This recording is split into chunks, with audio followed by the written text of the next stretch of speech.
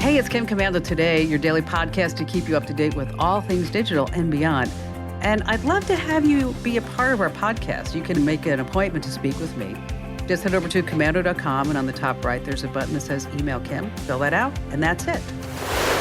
You know me, I always like to start with something interesting. And you ever wonder what goes on inside an Amazon Prime delivery truck? Well, Amber Gritz is a 21-year-old Amazon van driver. She posted a video describing how they're being tracked, starting with, there's a 4-lens camera fixed right to the front windshield. And then the truck checks whether or not their seatbelts are fastened. They better not sip coffee while they're in motion, because then they're going to get an alert, and they're also going to get a ding on their whole safety report. If they don't make a full stop at stop signs, if they go more than 6 miles per hour over the speed limit, they get a ding.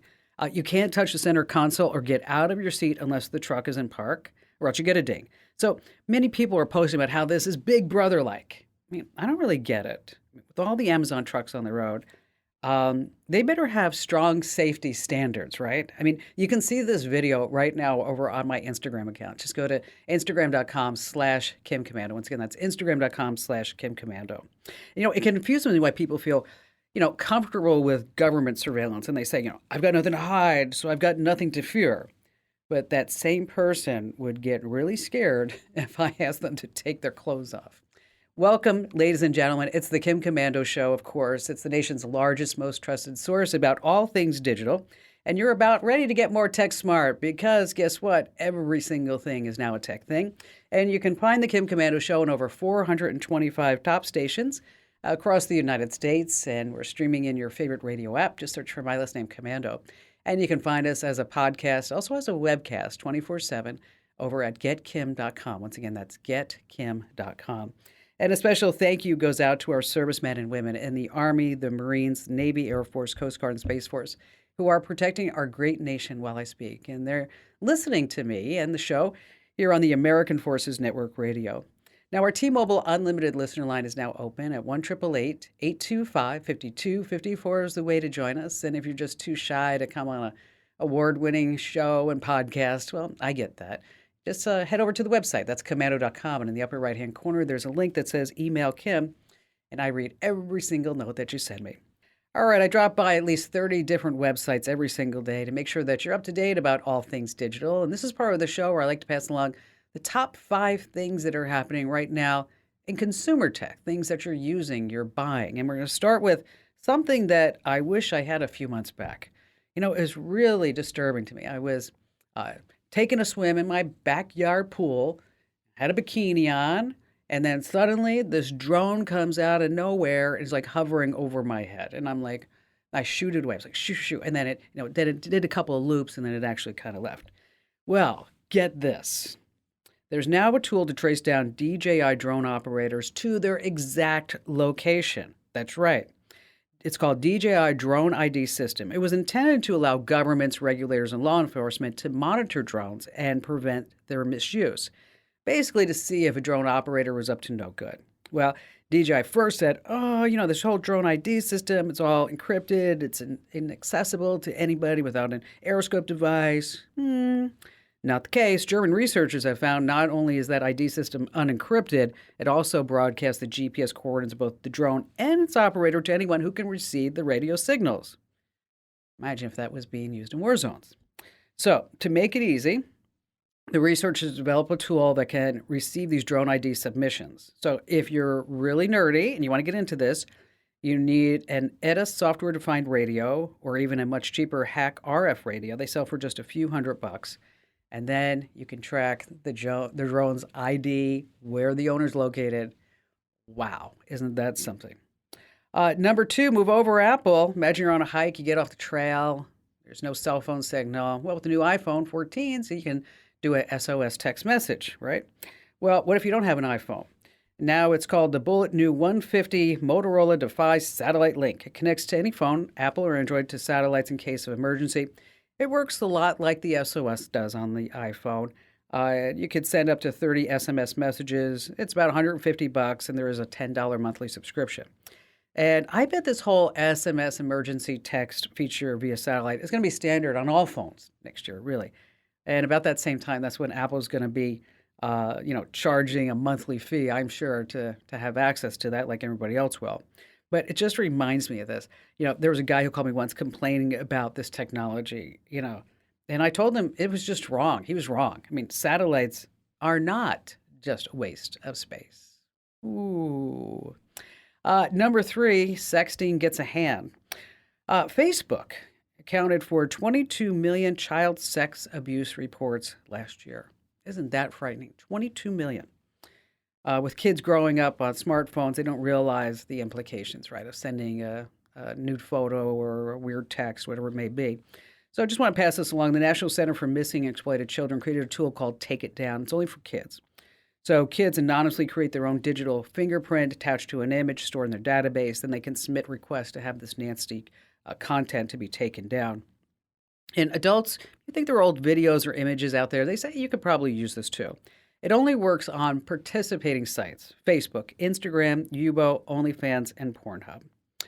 And moving on to number 4, let me tell you, there was a lot of Google news this past week.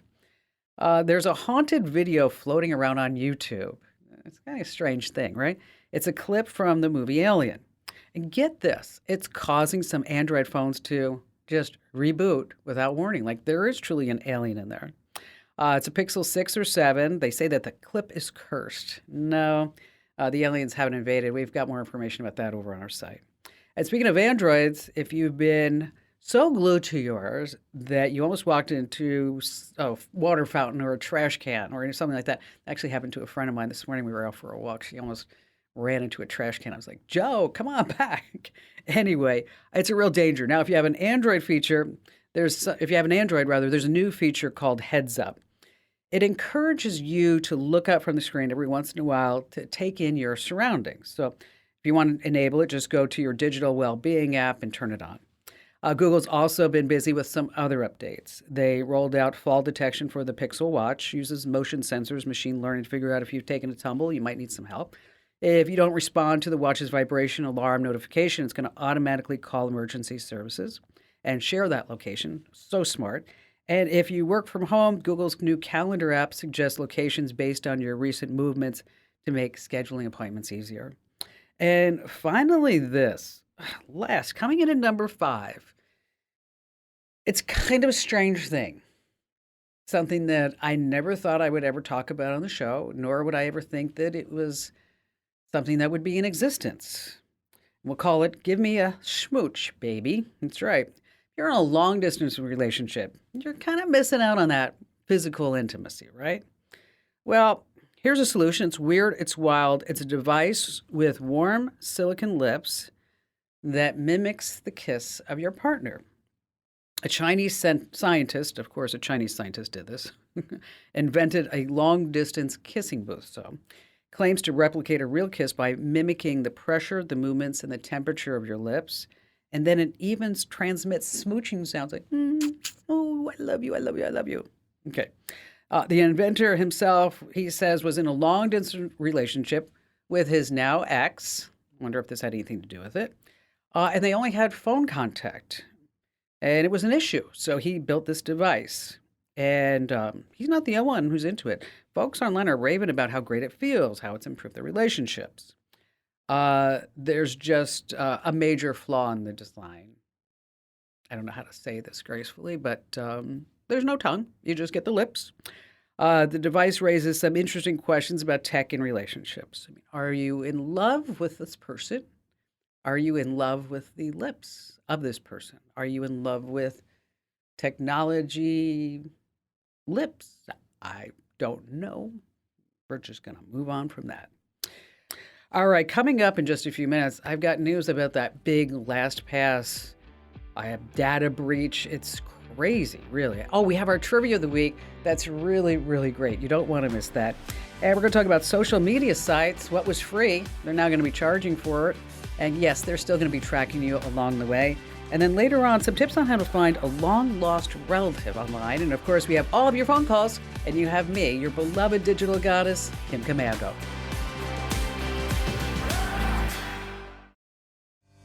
Hey, our T-Mobile Unlimited listener line is now open at 1-888-825-5254 is the way to join us. And if you are not getting our newsletters, make sure that you sign up right now.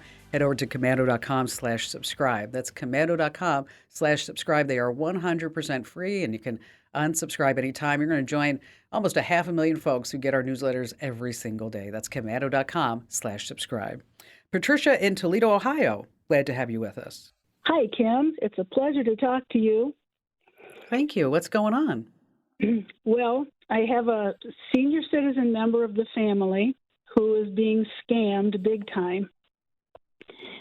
And we have, as family, we've talked with them, we've shown them articles, all kinds of information, and they still do not believe us that this is a scam, and they have spent literally thousands. How are they getting scammed? The person is needing game cards and gift cards, like Apple cards, and with the promise that they're going to pay them back and send a bunch of money, send them some extra money. Oh, gosh. And, really? Yeah, and one of them is even going to get married with them. So it's just, it's so frustrating and heartbreaking, really. Yeah, it is. So I wondered if there's a way to find out who is sending it or where it's coming from, because with the grammar they use, I suspect it's not United States. It's really difficult. I mean, it's very, very difficult. Mm-hmm. If you could maybe get not just an email address, but get into this person's email and get inside their email, look at the email headers. Mm-hmm. Okay. You might be able to get an IP address. Okay. And then you can find out where that IP address is located. Okay. But I will tell you that I don't think this is going to work. Yeah, probably. because let's say that you prove to this person that they are in Nigeria or India or wherever they're located, right? Okay, or Eastern Europe, and then they're going to go to this person and say, I just, you told me that you were in Florida. What are you doing in Nigeria? And they'll say, oh, well, we came on vacation, because everybody goes on vacation to Nigeria, right? Or India. Right. So I don't think that's going to work. Oh. I think whoever this person is that they need counseling. Okay.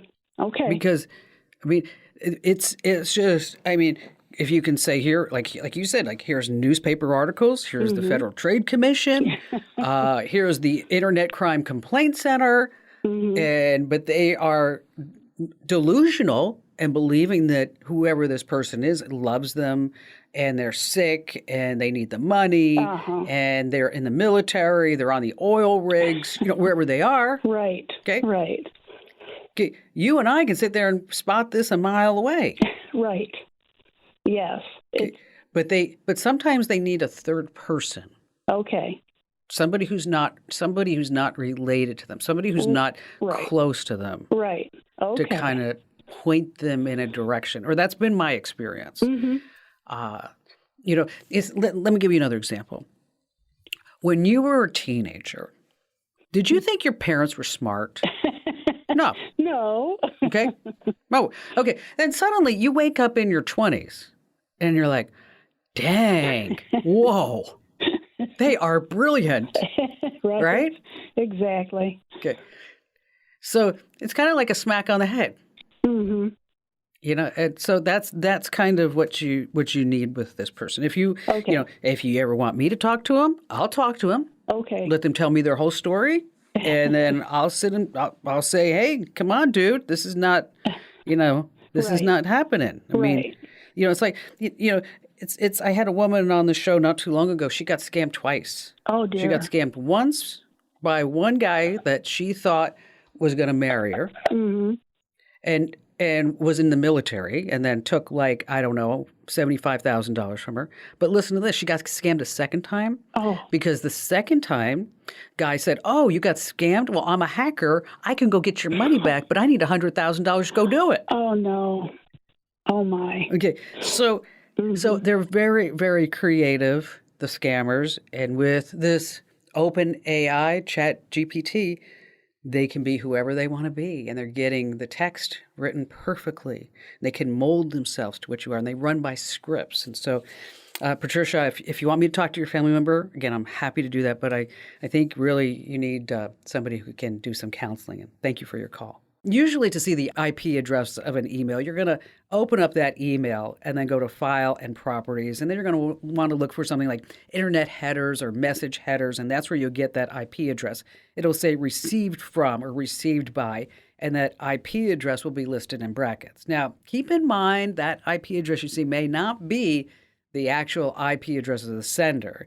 As spammers and scammers, they have tactics to hide their true IP addresses. But it's always useful, maybe, in trying to identify these suspicious emails and also any potential scams. All right, I got to tell you about a big hack that happened. I'm talking about LastPass, yes, the password manager. Now, here's the thing. Last August, LastPass was breached. They said that no user data was compromised. But then in December, there was a new hack with LastPass. The attacker got some basic customer data, but no passwords or usernames. Okay, close one, right? Well, LastPass just dropped some bad news this past week. It turns out the second attack was worse than they thought. The attacker got into an employee's home computer, wow, installed a keylogger, captured the master password. Yes, the master password. I mean, why is this information on a home computer of an employee anyway? Personal computer. And with that, the attacker got into the LastPass corporate vault that had encrypted and unencrypted customer data. So what's the lesson here? Get rid of LastPass. Do it. Just find a new password manager. Better yet, switch to RoboForm, one of our great sponsors. You can learn more at roboform.com/Kim. Stay right where you are. Our trivia is coming up that you definitely don't want to miss.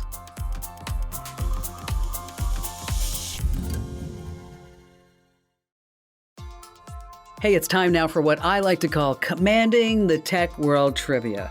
All right, because we've all seen how the world has changed because of technology, but maybe you don't know some of these hidden stories, the backstories, the fun facts that makes our tech world go round and round. And so when playing Commanding the Tech World Trivia, you really have to think. And of course, we have a very special guest contestant every single week, and they are playing for a huge prize. I'm talking about an official Kim Komando Show fanny pack. And joining us this week for Commanding the Tech World Trivia is Jonathan in Denver, Colorado. Hello there, Jonathan. Hey, Kim. How are you? Good. What do you do there in Denver?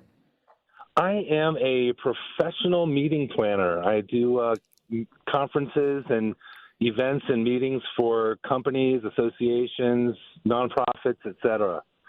Awesome. That's great. Okay, so you're going to be really good at this. I have a feeling. And we're going to talk today about habits. Like, for example, I have a habit. For lunch, it just seems like for the last 2 or 3 months, I put in a pan some spinach and onions and broccoli and egg whites, and then I put in like one piece of low-fat Swiss cheese on top, and then I top it off with salsa. Okay, so that's like a weird habit, right? That of mine. But Mark Zuckerberg, of course, you know him, the founder of Facebook, he has a weird habit. He wears the same gray T-shirt every single day because he says this way, I have more time to do other things. I don't have to worry about what I wear.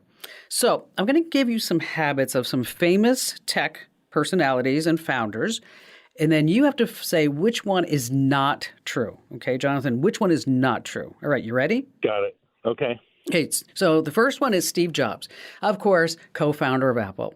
He's known for his strict fruit-based diet because he thought that eating a lot of fruit would help him think more clearly and stay focused. Okay. Next is Elon Musk, of course, the founder of SpaceX and Tesla, now the CEO and owner of Twitter. He's known for working 4 hours straight, then he takes a nap, and then he works for 6 hours, and then he takes a nap. Jeff Bezos, of course, Amazon. This is interesting, and you'll like this because you're a meeting guy, begins each meeting by having all attendees silently read a 6-page memo that outlines the topics that will be discussed so that this way everyone is on the same page and they can focus on key issues. And then finally, Larry Page and Sergey Brin, co-founders of Google, they were rollerbladers. That's right. They used to rollerblade all around the Google campus, and they would actually hold meetings where everybody would have to rollerblade. Okay, so which one of these I guess you'd say habits, unique fun facts, is not true. So is it Steve Jobs, the co-founder of Apple, about his strict fruit-based diet? Elon Musk, he works and then he naps and works, then he naps. Jeff Bezos has everybody read a 6-page memo before they actually can get to a meeting with him. Or is it the co-founders of Google, Larry Page and Sergey Brin, that they were just rollerbladers all around the campus? So which one is not true? Well, I'm pretty sure the Steve Jobs description is true, so I'm going to rule him out. Okay. Can I share a really interesting thing about Jeff Bezos with you real fast before I answer? Yeah, now? do. Yeah, please So do. as one of my businesses before I went into what I do now is I planned high school reunions, and I actually planned Jeff Bezos' high school reunion. And Oh, he have was fun. he was the first person to pay to go to the reunion. That's great. That's awesome. Yeah. Anyway, okay, so I'm between Jeff Bezos and the Google guys. I'm gonna go with Jeff Bezos though. I think that story is not true. I think as a CEO, he would expect everyone to be prepared when they come in to speak to him, and not mandate that they have to read a document like that. So that's my answer, Jeff Bezos. Okay, so that's the final answer, Jeff Bezos. That's right. Jonathan thinks that one is not correct, and let's ask our judges. Oh, darn it. Okay, Well, if you had to have one other guess, what would it be? One other I'm guess. I'm going with the rollerblading Google guys. No, actually, it's Elon. It's Elon Musk. Elon Musk. Oh. He doesn't work for 4 hours straight, takes naps. He actually works about, he says, 100 hours a week. And he sleeps at his office much of the time, so this way he can save time on commuting. Isn't that crazy? Can I possibly get a third guess? No, I already gave you what the wrong one was. Okay, well, that was interesting. All right. Thank you.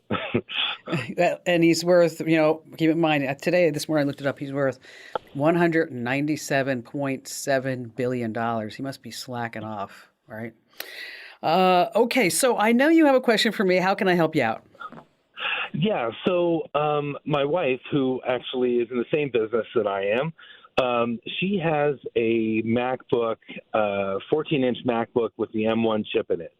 And we learned recently that particular laptop does not support 2 monitors. And working on 2 monitors is pretty much a must these days.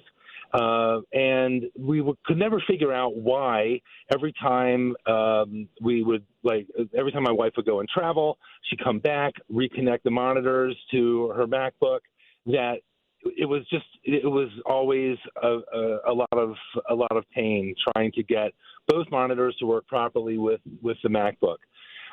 So what I wanted to ask your advice on is, can you recommend, if we were to remove the 2 monitors and go to one larger monitor, like what I see in the stores these days and online are these big widescreen gaming monitors, if there is a good alternative to a single monitor that is, probably not going to be as wide as 2, and not as much real estate as 2 individual 27-inch monitors, but if there's an opportunity there to find something that might be better. Well, first of all, you sent me an email, and I did not know the answer to your question as far as with the MacBook, because I was surprised. And so I consulted with my very own IT genius. His name's John. Love him. And John says that you can hook these monitors up to the MacBook, but you have to use a Thunderbolt 3 dock that has something called Display Link technology. And he said that it would actually work with up to 3 external monitors. So you don't need to go buy another monitor. You just need to go buy the right dock from Amazon, and then you'll be able to hook up to 3 monitors. So that's kind of cool, right? And so what I'm going to do is I'm going to send you a link to one. It's $169. And so this way you can use the monitors that you have. But if you are interested in a larger monitor, some basic specs is that if you get a 4K resolution monitor, It's going to give you some sharp text and images, or you can go 1440. Gives you a nice balance of clarity and size. But make sure that it has blue light filters or flicker-free tech, and so it can kind of reduce that eye strain, because it sounds like you guys are working long hours, right? Oh, absolutely. So what do you think? So you want to buy a bigger monitor, or you want to just see if you can use this docking station? Well, I kind of like the cleanness of the single monitor. That just seems to be, and I know we were actually using a docking station to do the two monitors, and the company that we bought it from, it's called Hyperdrive. They claimed that it would support the two monitors, but it just didn't do it. Well, so I'm going to say we're going to send you a link to this one in case you do want to do that. But if you want like that clean line of a 27-inch or larger screen size, a couple of ones that you might want to look at is the Dell UltraSharp. LG also has a 27-inch, and Asus has something called the ProArt. And so we're going to send you links to that docking station over at Amazon, as well as these recommendations that I just said, because I know everybody's like, wait, what did that just, I couldn't write that down fast enough. So for everybody else, we're going to put it inside the Komando community. And Jonathan, sorry you didn't win the Kim Komando Show fanny pack. Better luck next time. All right, let's talk about social media sites, what they're going to be charging and what was free and what's not free anymore. And this week is brought to us by CarShield. These social media sites, they're going to start charging. This is not a hoax. This is actually happening. Okay. And so let's talk about how much they cost and ways that you can save and what you're getting. We're going to start with Twitter. Okay, Twitter Blue. If you sign up for a subscription, you get 30 minutes to make some changes to your tweets. You get the ability to change your Twitter icon on your phone. Yay. You can choose from a list of themes for your Twitter app. You get a shortcut to the most shared articles in your network. You get longer tweets, up to 4,000, longer video uploads, and you also get two-factor authentication. Now, Twitter Blue costs $11 a month or $115 a year if you buy it through the app. Okay. If you just buy it on the website like I did, it's $8 a month or $84 a year. Okay, Facebook Verified. What do you get for that? Stars and stickers and stuff like that. I don't really understand. They say you're going to get increased visibility, such as comment searches and recommendations. They're going to protect your account. But the big deal is that you're going to get tech support. How much does this cost? $15 a month through the app, or $12 a month if you get it right on the web. Reddit Premium, if you want to pay for that. You get ad-free browsing, exclusive avatars, 700 monthly coins to award your favorite posts and comments. Okay. A members lounge and custom app icons. Yay. $6 a month or $50 a year. Snapchat has Snapchat Plus.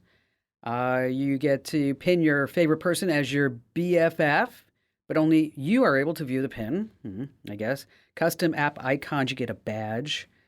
Exclusive Bitmojis, Story Boost, chat bots. That's $4 a month. And then finally, there's Tumblr.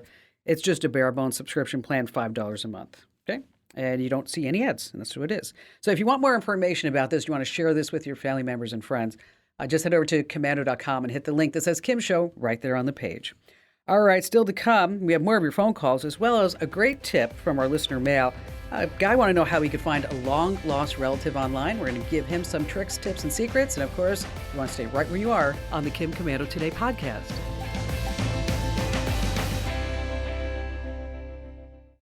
If you're not already getting our podcast, make sure that you sign up for our daily tech update. Every single day, you get one 60-second tech news story from me, and you get one 60-second tech life hack that you're going to use time and time again. So wherever you get your podcasts, make sure that you sign up for our daily tech updates. Just search for Komando with a K. Albert in San Antonio, Texas. Hi, Kim. Big fan. I've been listening forever. Well, thank you. Thank you. How can I help you? I started this challenge last week, and we got a pretty extensive greenway, bike trails around my area, and as a way to get myself motivated to get out more and be more active, I thought I'd hike all 100 miles and film it and then I'd stitch together Mm-hmm. the film and have a little something, like a Like tour a little tour? to show something to show for it. But Sure. I got a body cam. I thought that would be a good way to do it. And just the video that I got was junk. I didn't. It's not really worth.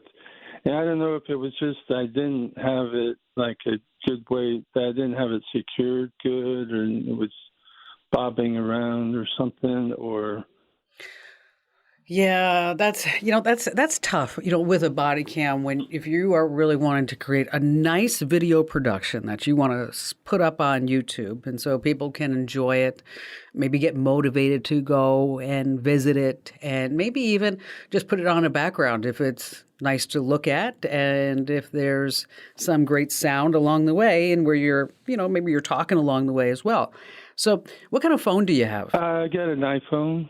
And how old is it? I don't 10, 11. I don't know.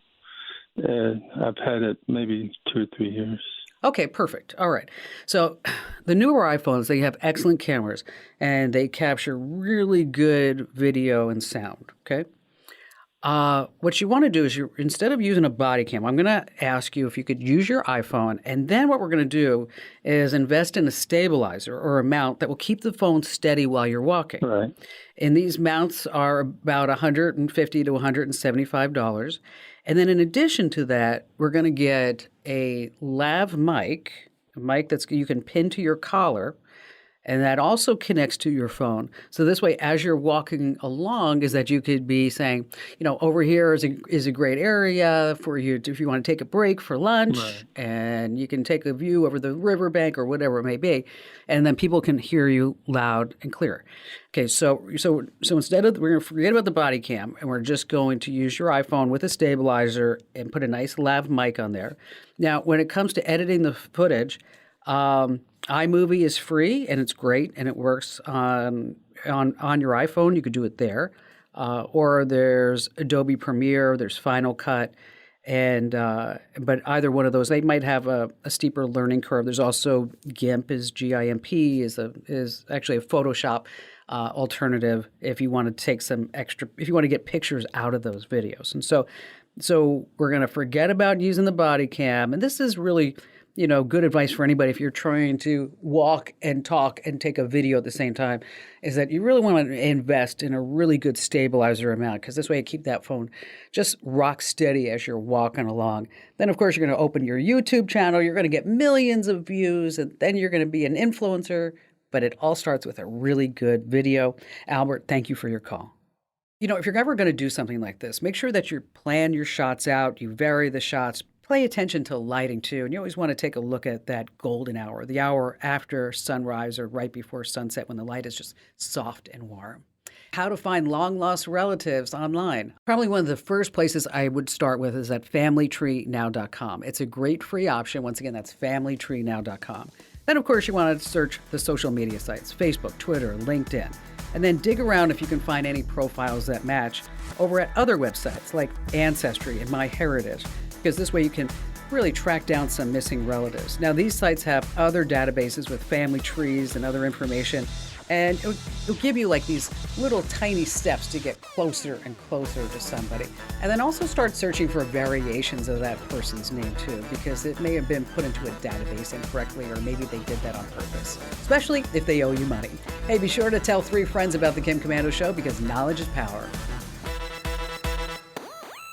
This program is a copyrighted production of Westar Multimedia Entertainment and protected by the copyright laws. Any rebroadcast or use of this program for commercial, business, economic, or financial purposes without the written permission of Westar Multimedia Entertainment is strictly prohibited.